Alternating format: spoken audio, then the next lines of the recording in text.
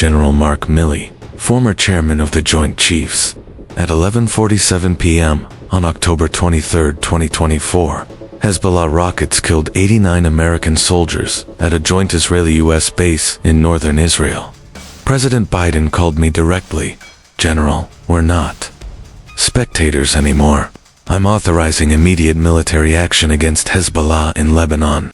What I'm about to reveal is how close we came to full-scale war across the entire Middle East.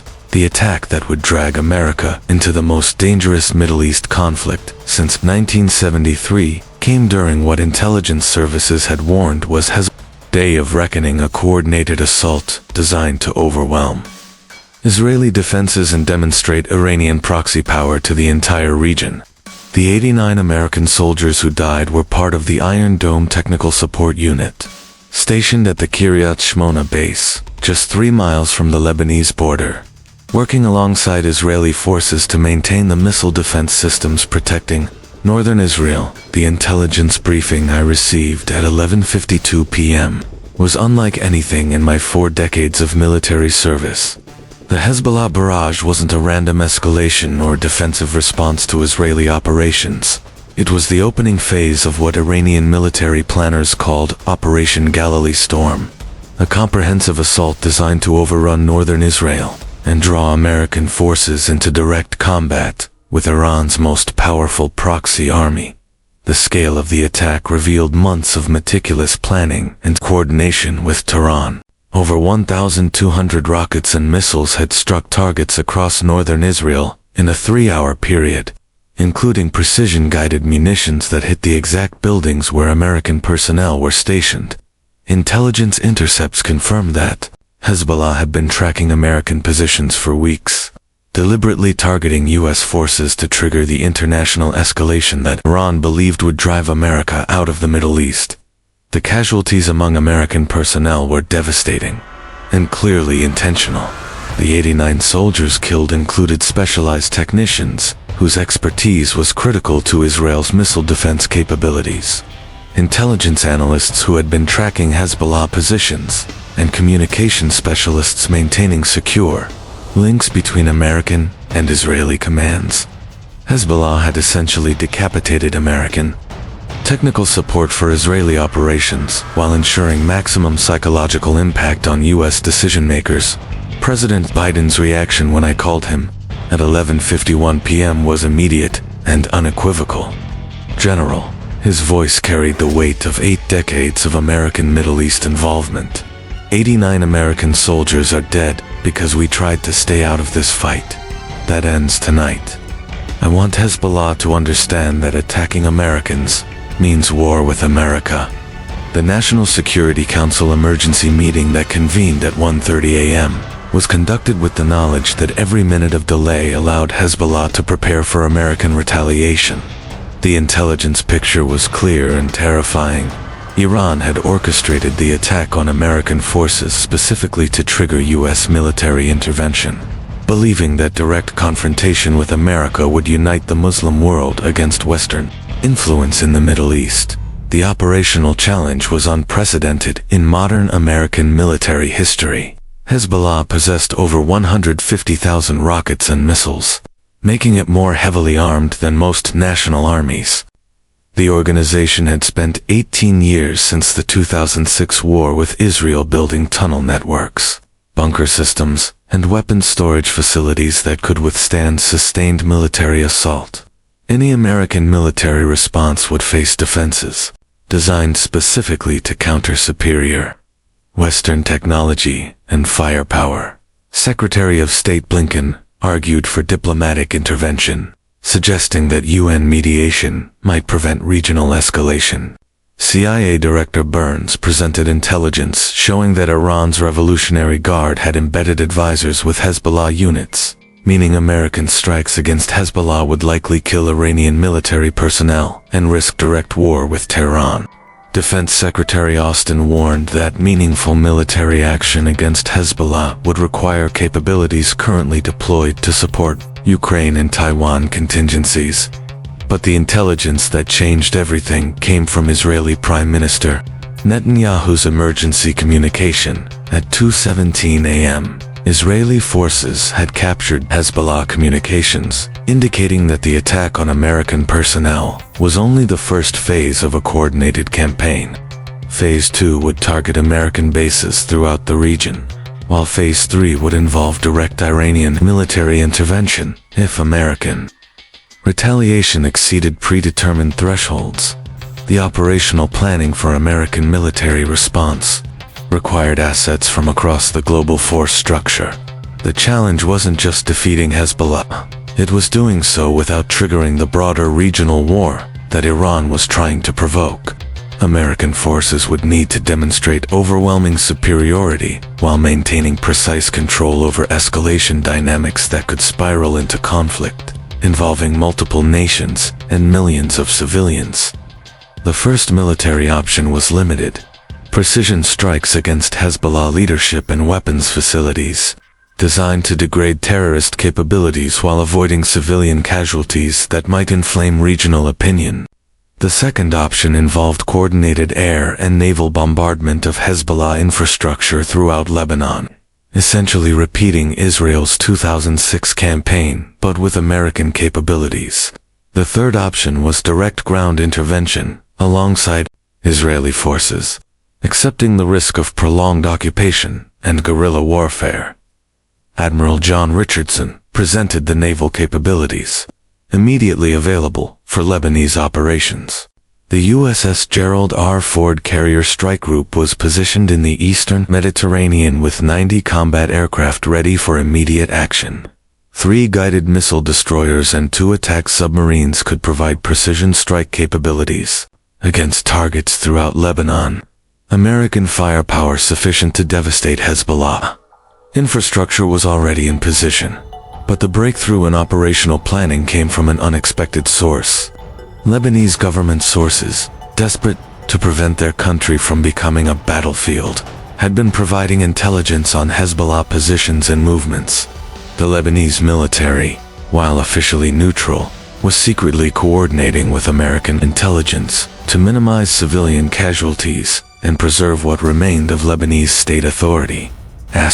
President Biden's authorization for military action came at 4:47 a.m., exactly 5 hours after the attack that killed 89 American soldiers.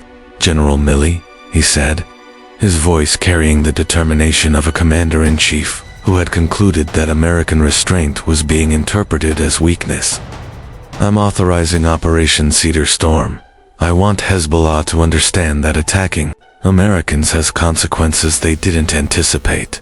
The implementation of Operation Cedar Storm began at 5:15 a.m. with the launch of 150 Tomahawk cruise missiles from American naval vessels in the Mediterranean. The targets included Hezbollah command centers, weapons storage facilities, and rocket launch sites throughout southern Lebanon.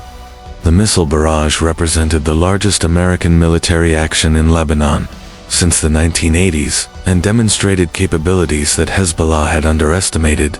Simultaneously, American aircraft from the Ford Carrier Group began striking Hezbollah positions with precision that shocked both the organization and its Iranian sponsors.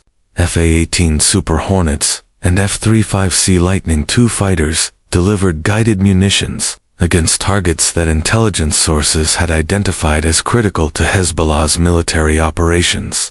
The air campaign demonstrated American ability to operate in contested airspace while minimizing civilian casualties.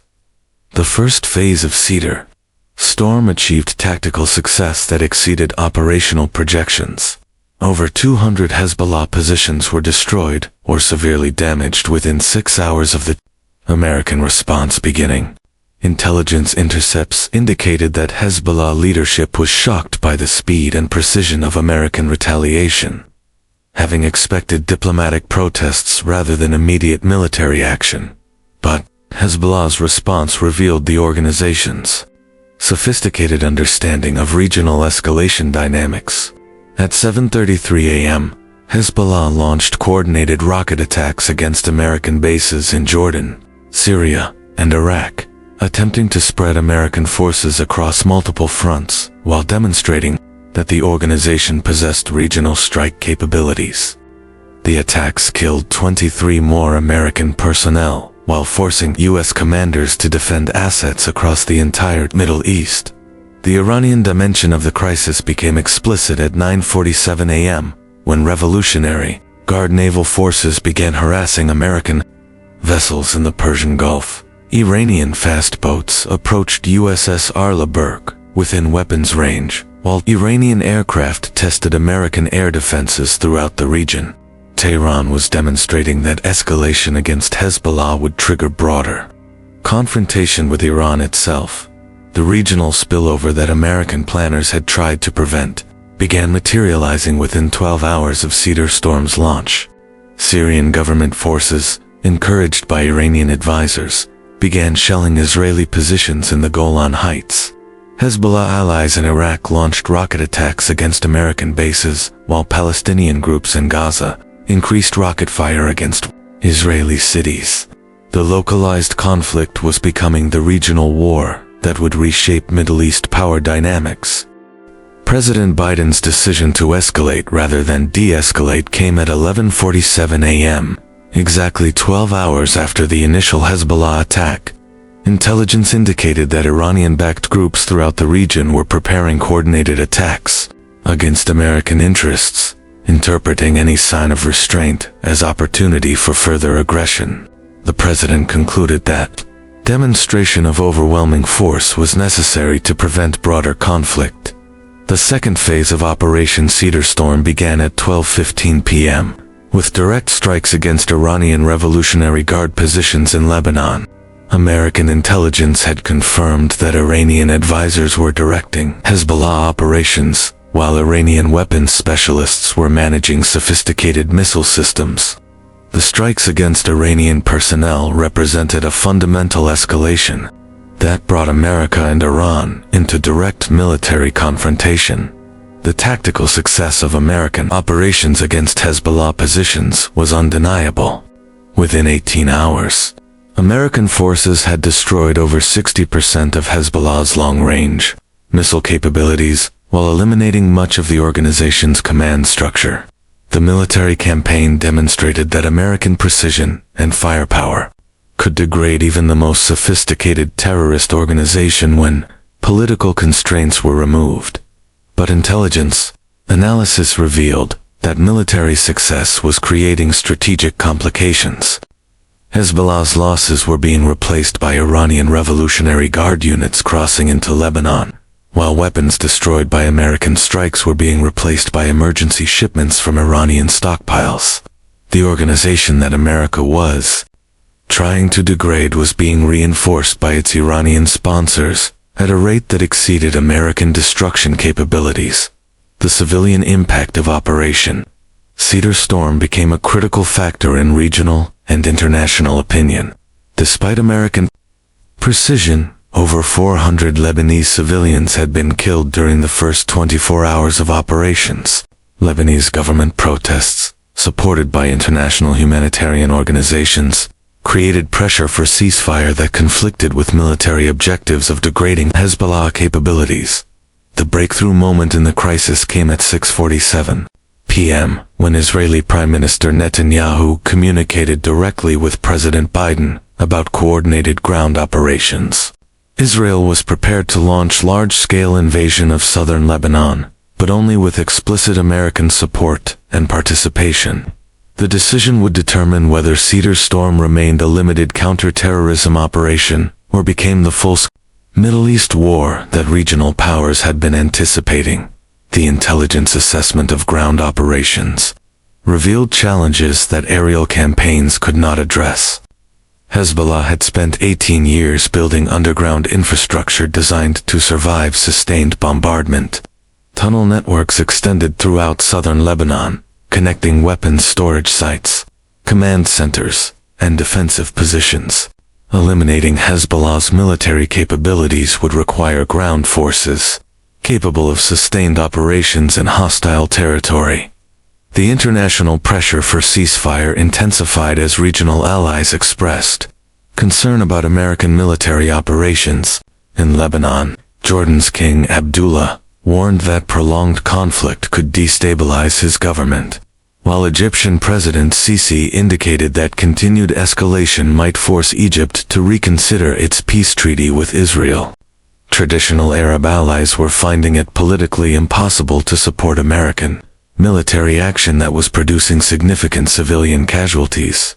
The strategic assessment that emerged after 24 hours of Operation Cedar Storm revealed fundamental contradictions in American objectives.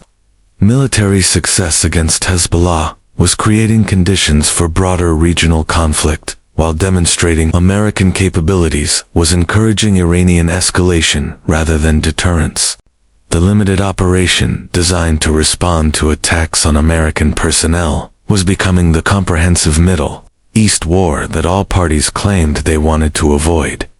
The Iranian response to American military action reached critical point at 8:33 p.m., when Revolutionary Guard forces launched ballistic missiles against American bases in Iraq and Syria.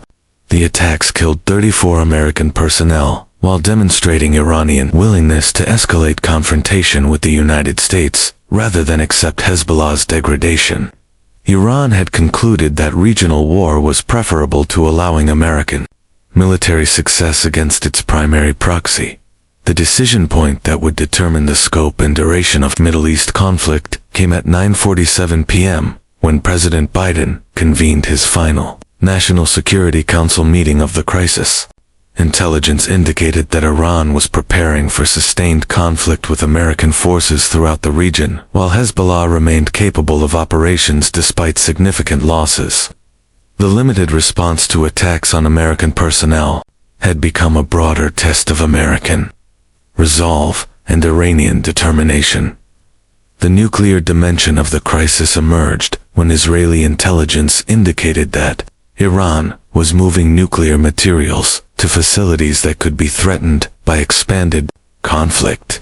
The possibility that regional war might trigger Iranian nuclear weapons development created strategic stakes that extended far beyond immediate military objectives. American success in degrading Hezbollah might accelerate rather than prevent Iranian nuclear capabilities.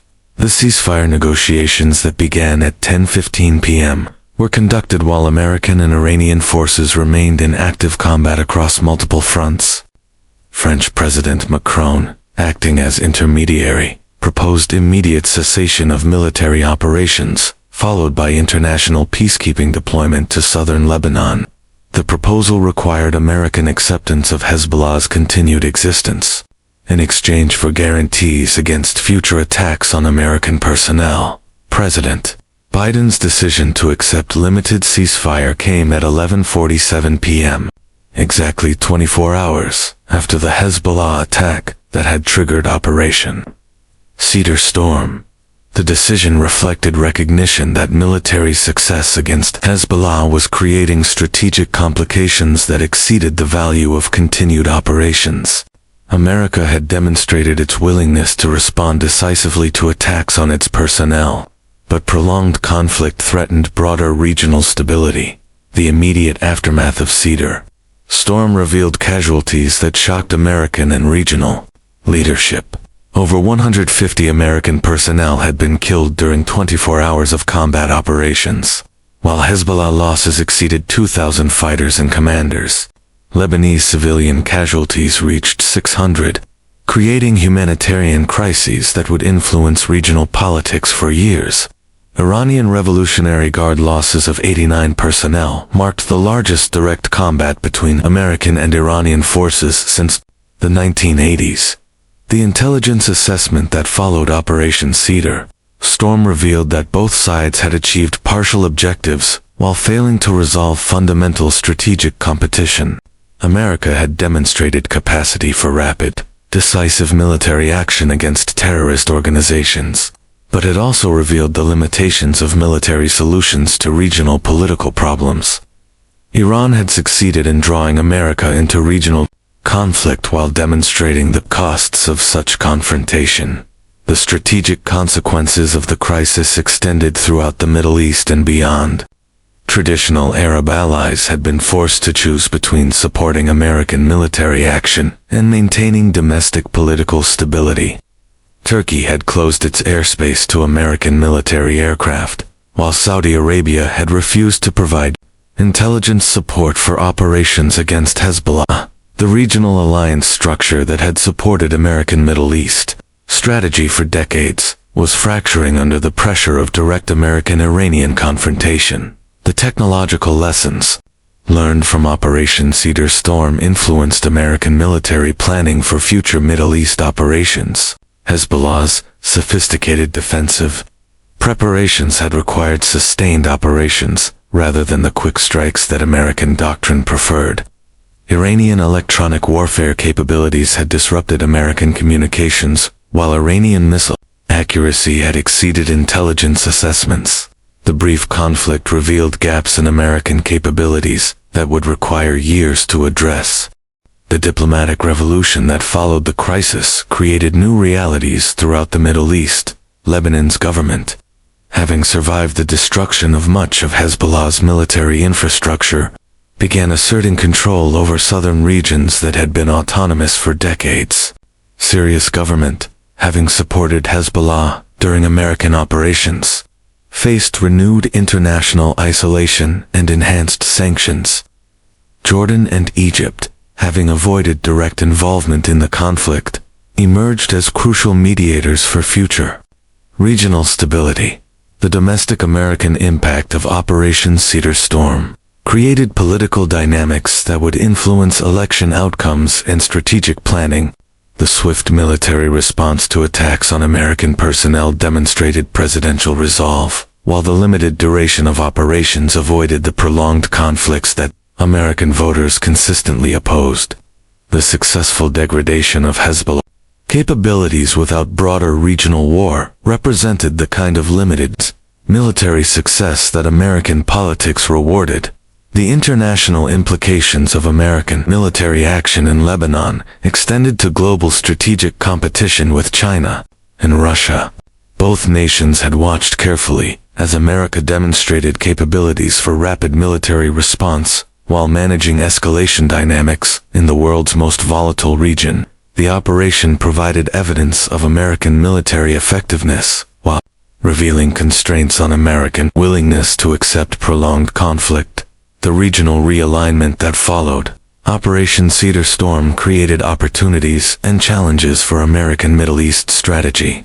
Iran's direct confrontation with American forces had failed to achieve strategic objectives, while demonstrating the costs of proxy warfare against superior American capabilities.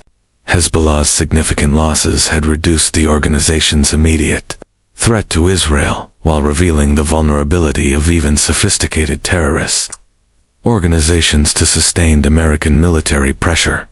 The humanitarian consequences of the 24-hour conflict required international response that complicated American regional relationships. Lebanese refugees, displaced by American military operations, required assistance that strained already fragile regional economies. Reconstruction of Lebanese infrastructure destroyed during Cedar Storm became an international responsibility that influenced regional opinion about American military intervention. The military lessons learned from direct combat with Iranian-backed forces influenced American doctrine for future confrontations with state-sponsored terrorism. The effectiveness of precision strikes against fixed targets contrasted with the difficulty of degrading distributed defensive networks. The speed of regional escalation demonstrated the importance of coalition support, while revealing the limitations of Allied commitment when conflicts involve significant civilian casualties. The intelligence revolution that emerged from Operation Cedar Storm enhanced American understanding of Iranian proxy warfare capabilities and regional escalation dynamics. The conflict had provided unprecedented insight into Iranian military decision-making, while revealing the extent of Revolutionary Guard integration with proxy organizations. American intelligence agencies gained valuable experience in tracking and targeting sophisticated terrorist networks operating with state-level support. The long-term consequences of the Lebanon crisis continue to influence American Middle East strategy and global security planning. the demonstration of American willingness to respond decisively to attacks on its personnel sent clear messages to potential adversaries, while the limited duration of operations showed American commitment to avoiding prolonged regional conflicts. Operation Cedar Storm succeeded in degrading immediate threats while managing escalation risks that could have triggered broader warfare. The men and women who served in Operation Cedar Storm faced unique challenges that previous generations of American military personnel had not encountered. They operated in an environment where tactical success created strategic complications, while restraint invited further aggression. Their service demonstrated that modern American military operations required not just superior capabilities, but sophisticated understanding of regional dynamics and escalation management. The alliance relationships tested during the Lebanon crisis revealed both strengths and weaknesses in American regional strategy. Israel's complete support for American operations contrasted with Arab allies' reluctance to be associated with military action that produced civilian casualties. The crisis showed that traditional alliance structures were adequate for some scenarios, while inadequate for others that involved complex regional dynamics. The economic consequences of Operation Cedar Storm affected global energy markets and regional development for months after the military operations concluded. Oil prices spiked during the 24-hour conflict, while regional investment declined as markets absorbed the implications of American-Iranian direct confrontation. Lebanese economic recovery became an international responsibility that required sustained commitment from multiple nations. Today, the sites where American forces engaged Hezbollah positions remain symbols of both American military effectiveness and the complexity of Middle East conflict resolution.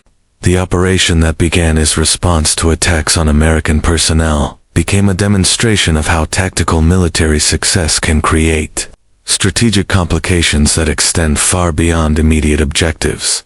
This is my testimony to the complexity of modern conflict in regions where every military action creates political consequences that influence international stability.